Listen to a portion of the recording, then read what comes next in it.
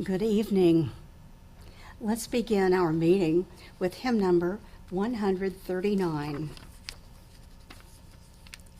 I walk with love along the way, and oh, it is a holy day. No more I suffer cruel fear. I feel God's presence with me here. The joy that none can take away is mine. I walk with love today. Hymn number 139.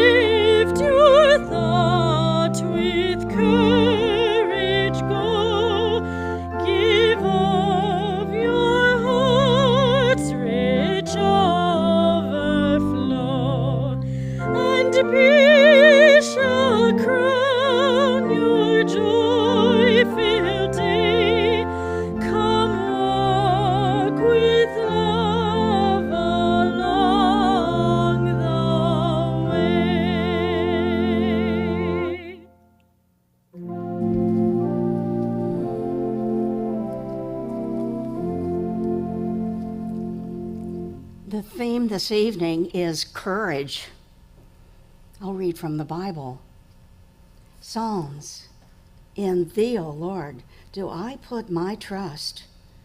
Let the lying lips be put to silence, which speak grievous things proudly and contemptuously against the righteous. Be of good courage, and he shall strengthen your heart, all ye that hope in the Lord. I'll read from the book of Esther.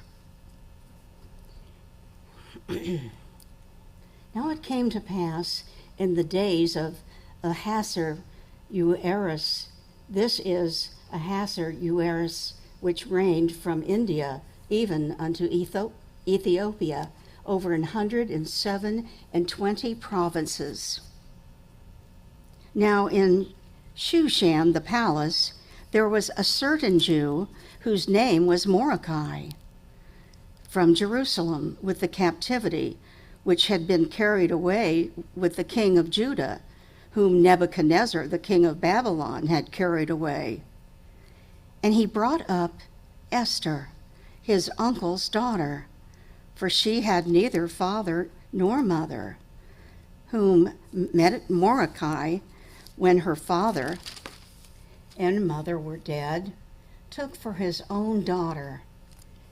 And the king loved Esther above all the women, and she obtained grace and favor in his sight, so that he set the royal crown upon her head and made her queen.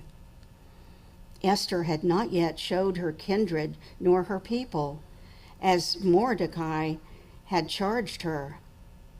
For Esther did the commandment of Mordecai, like as when she was brought up with him.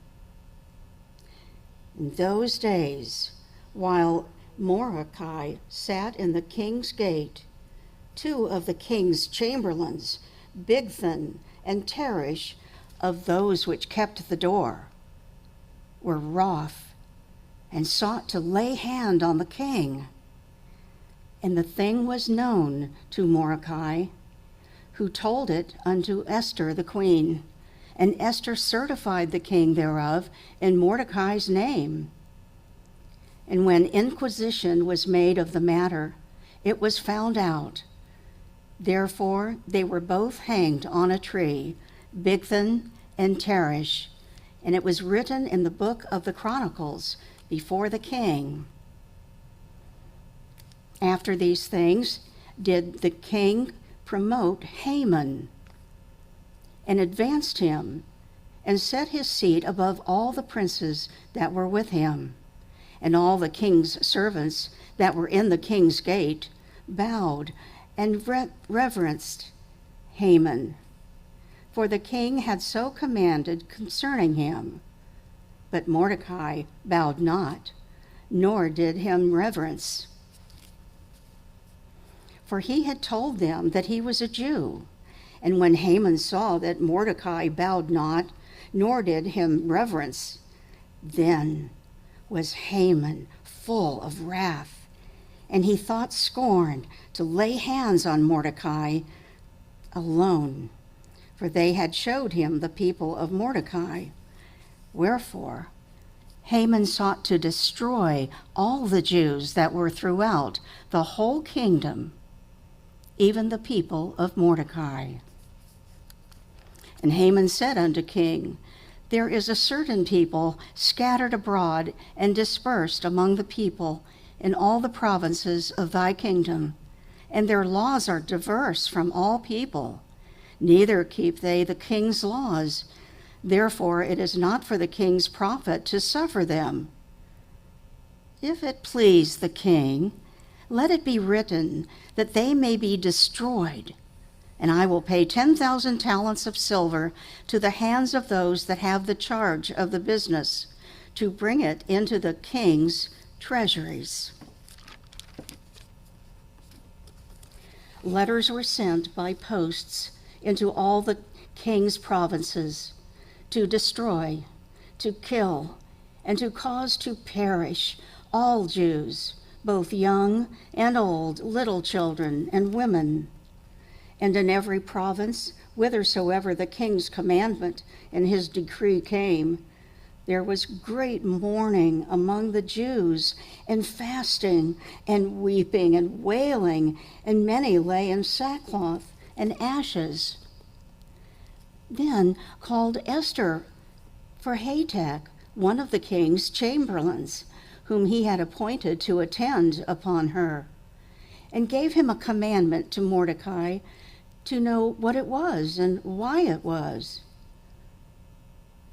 And Mordecai told him of all that had happened unto him, and of the sum of the money that Haman had promised to pay to the king's treasuries for the Jews, to destroy them.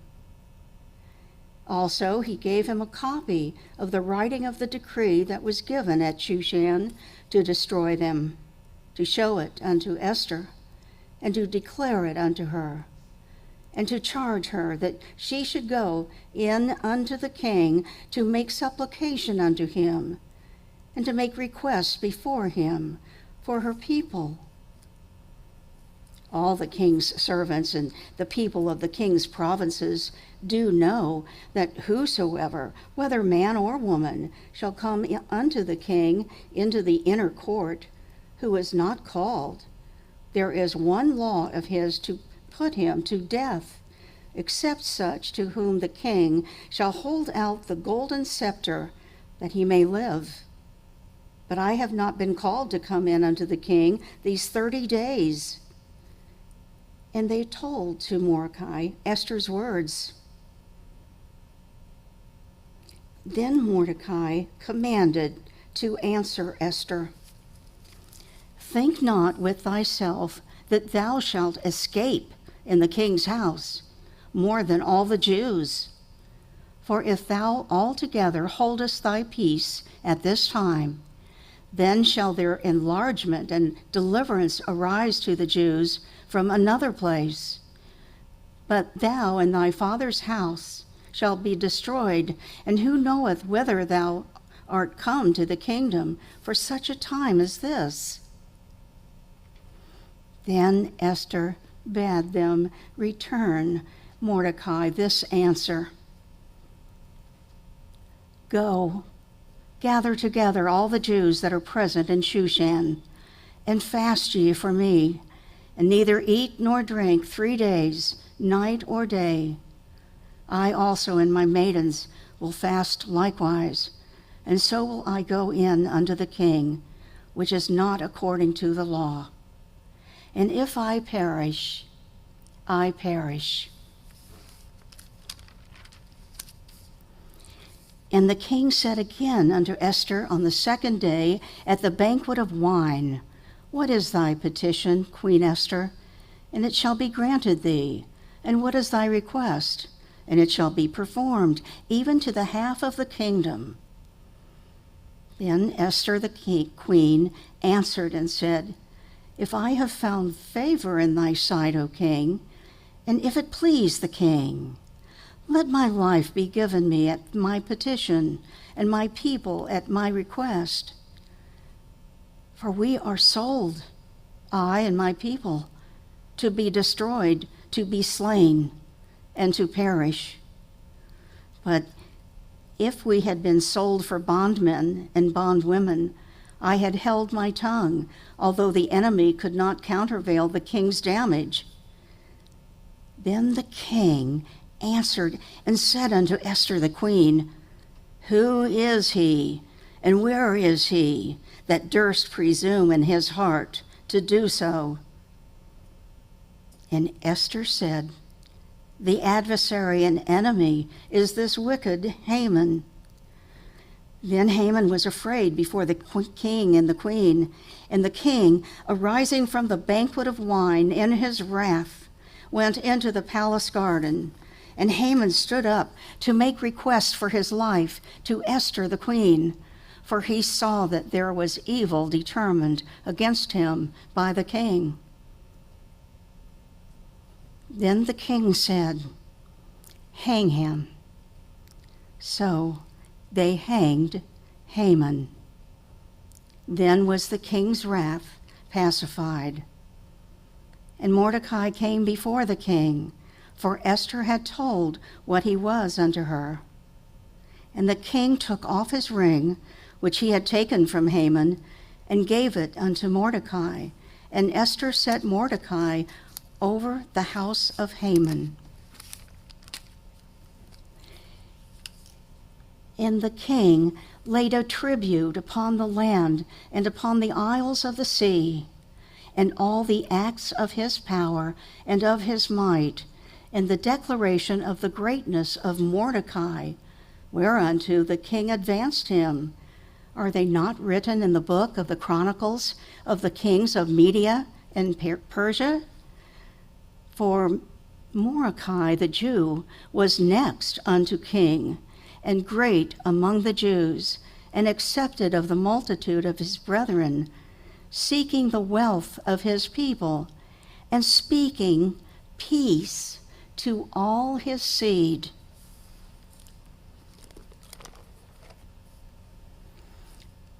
Matthew.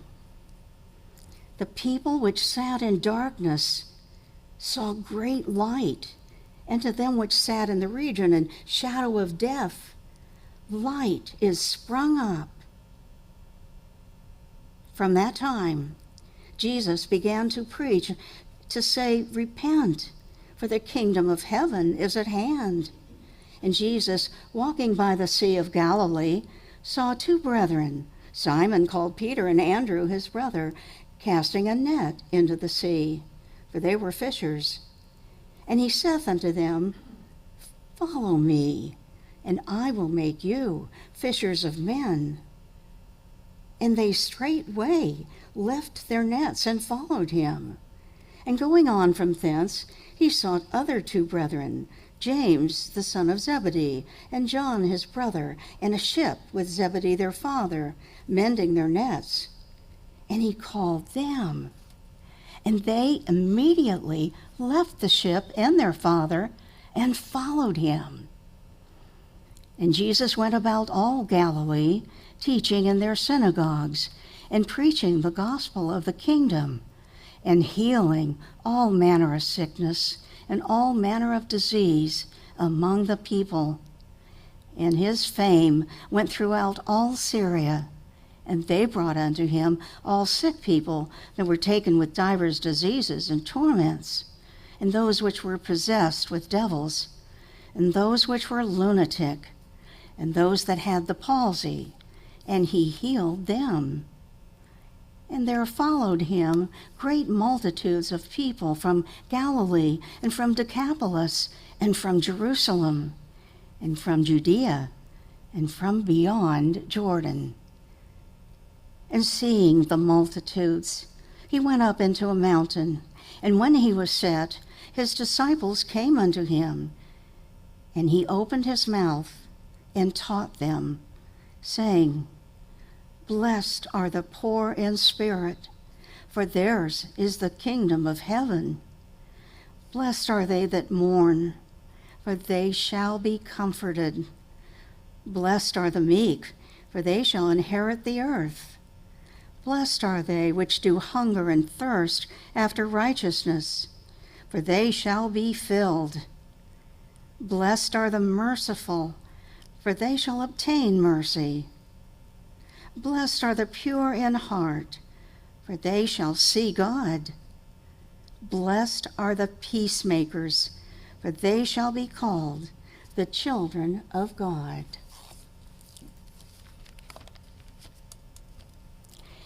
And when he was entered into a ship, his disciples followed him.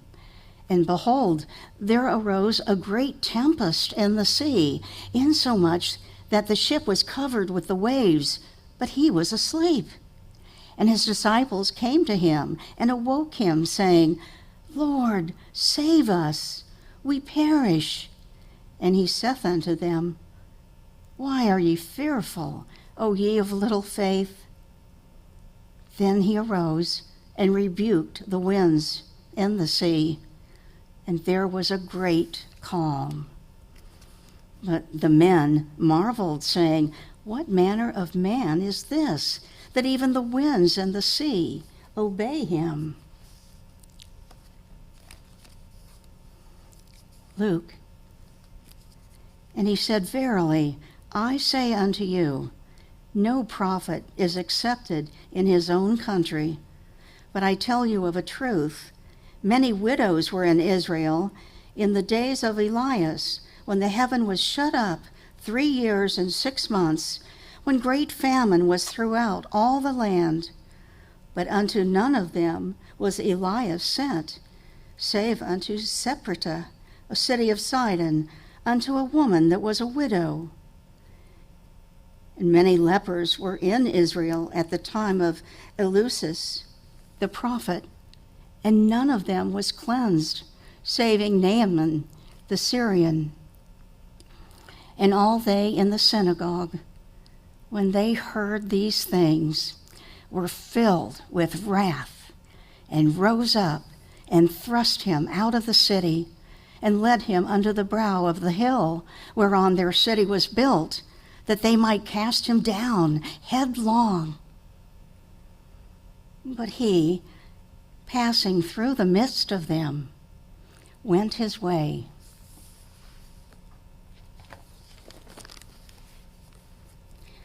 Deuteronomy.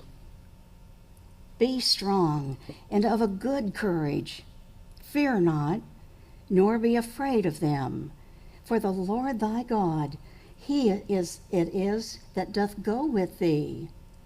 He will not fail thee, nor forsake thee. Psalms. Justice and judgment are the habitation of thy throne. Mercy and truth shall go before thy face. Blessed is the people that know the joyful sound.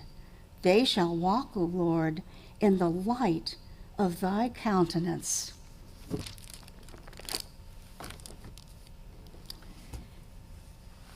And from Science and Health with Key to the Scriptures by Mary Baker Eddy.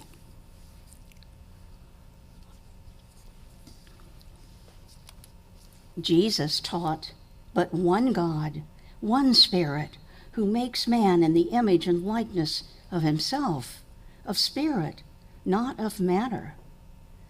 Man reflects infinite truth, life, and love.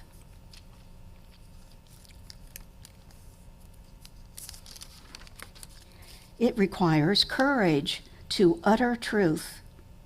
For the higher truth lifts her voice, the louder will error scream, until its inarticulate sound is forever silenced in oblivion.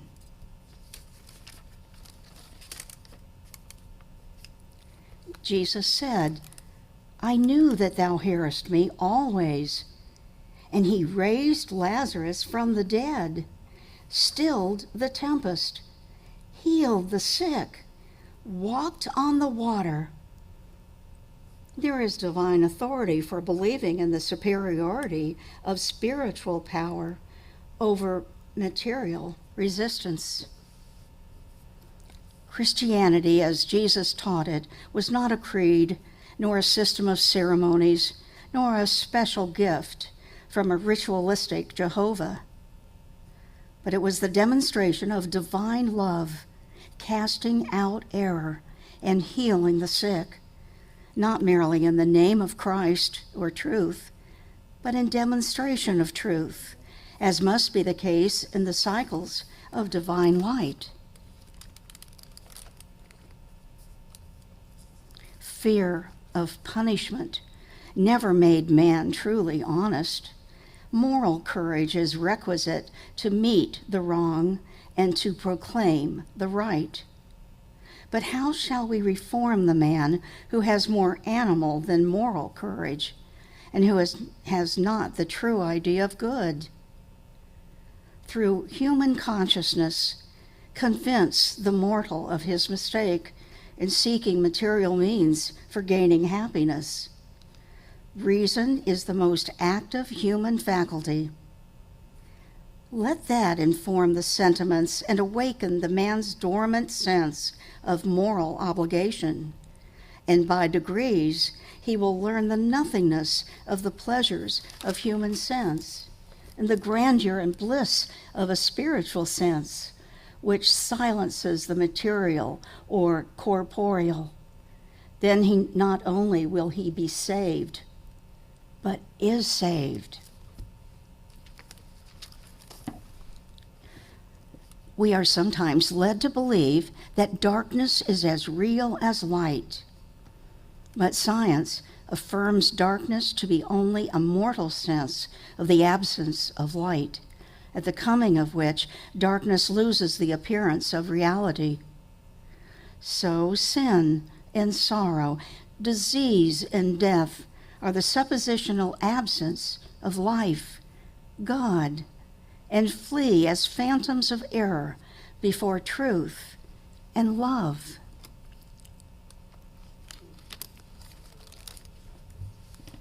A corrupt mind is manifested in a corrupt body. Lust, malice, and all sorts of evil are diseased beliefs, and you can destroy them only by destroying the wicked motives which produce them. If the evil is over in the repentant mortal mind, while its effects still remain on the individual, you can remove this disorder as God's law is fulfilled and reformation cancels the crime. The healthy sinner is the hardened sinner. The temperance reform felt all over our land results from metaphysical healing, which cuts down every tree that brings not forth good fruit. This conviction that there is no real pleasure in sin is one of the most important points in the theology of Christian Science. Arouse the sinner to this new and true view of sin. Show him that sin confers no pleasure, and this knowledge strengthens his moral courage and increases his ability to master evil and to love good. Healing the sick and reforming the sinner are one and the same thing in Christian Science. Both cures require the same method and are inseparable in truth. Hatred, envy, dishonesty, fear, and so forth make a man sick, and neither material medicine nor mind can help him permanently, even in body, unless it makes him better mentally, and so delivers him from his destroyers. The basic error is mortal mind. Hatred inflames the brutal propensities. The indulgence of evil motives and aims makes any man who is above the lowest type of manhood a hopeless sufferer. Christian Science commands man to master the propensities, to hold hatred in abeyance with kindness, to conquer lust with chastity, revenge with charity, and to overcome deceit with honesty. Choke these errors in their early stages if you would not cherish an army of conspirators against health, happiness, and success. They will deliver you to the judge, the arbiter of truth against error. The judge will deliver you to justice, and the sentence of the moral law will be executed upon mortal mind and body. Both will be manacled until the last farthing is paid, until you have balanced your account with God. Whatsoever a man soweth, that shall he also reap. The good man finally can overcome his fear of sin. This is sin's necessity to destroy itself. Immortal man demonstrates the government of God, good, in which is no power to sin. The moral man has no fear that he will commit a murder, and he should be as fearless on the question of disease. Resist evil, error of every sort, and it will flee from you. Error is opposed to life. We can and ultimately shall so rise as to avail ourselves in every direction of the supremacy of truth over error, life over death, and good over evil. And this growth will go on until we arrive at the fullness of God's idea, and no more fear that we shall be sick and die.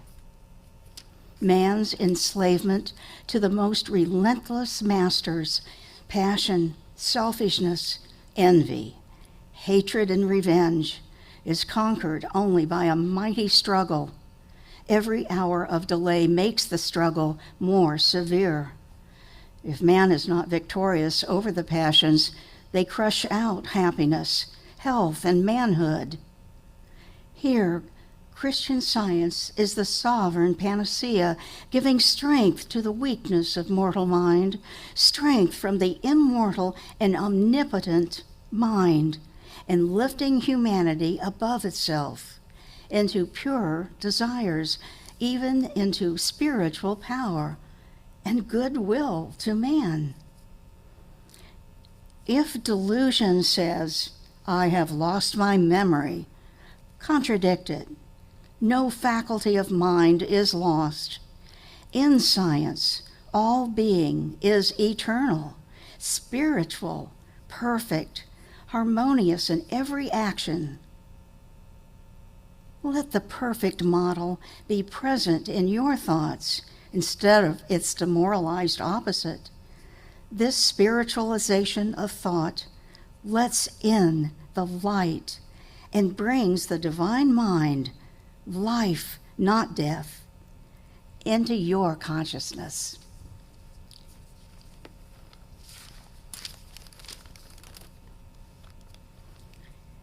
Let us join in a few moments of silent prayer and then pray together the Lord's Prayer.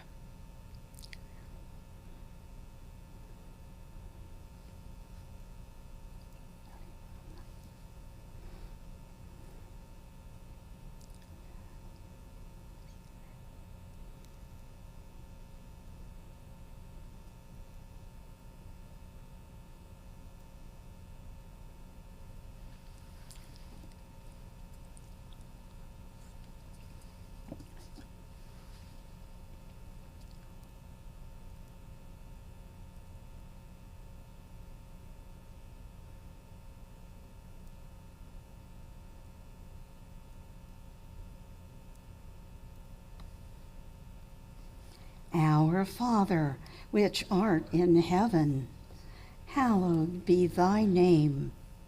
Thy kingdom come. Thy will be done in earth as it is in heaven. Give us this day our daily bread, and forgive us our debts as we forgive our debtors. And lead us not into temptation, but deliver us from evil. For thine is the kingdom, and the power, and the glory, forever. Please join in singing hymn number 104.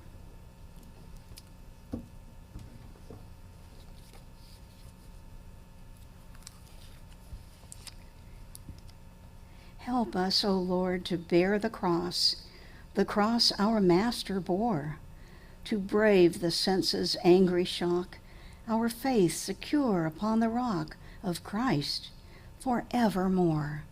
Hymn number 104.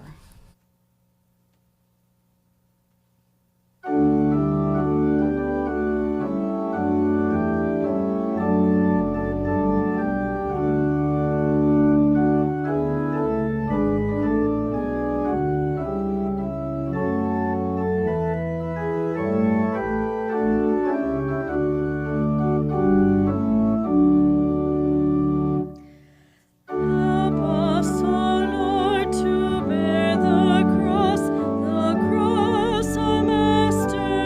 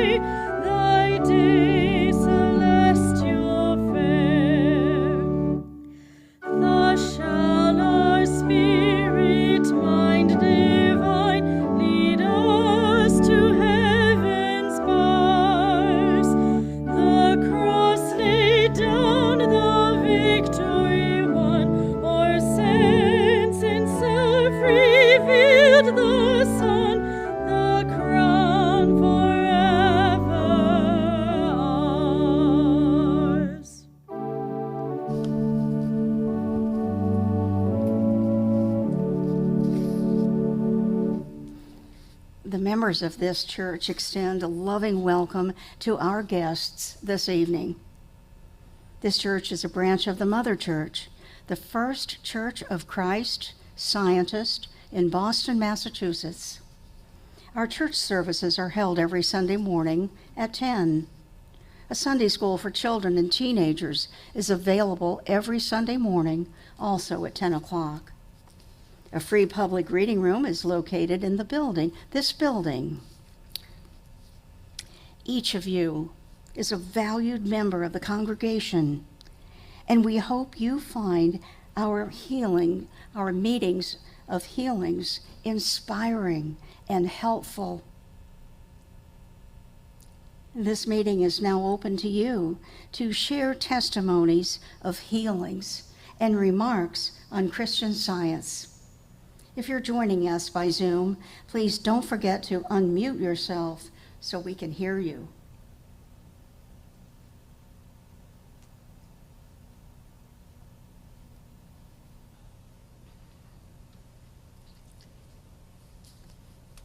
Thank you all for this meeting. Let's close by singing hymn number 150. And while we get ready for that, we'd like to thank Dan, our organist, and Ashley, our soloist, and Josker and Joe in our technical room. And they help make this a wonderful service. Hymn 150, in mercy and goodness, how great is our King. Our tribute, thanksgiving, with glad hearts we bring.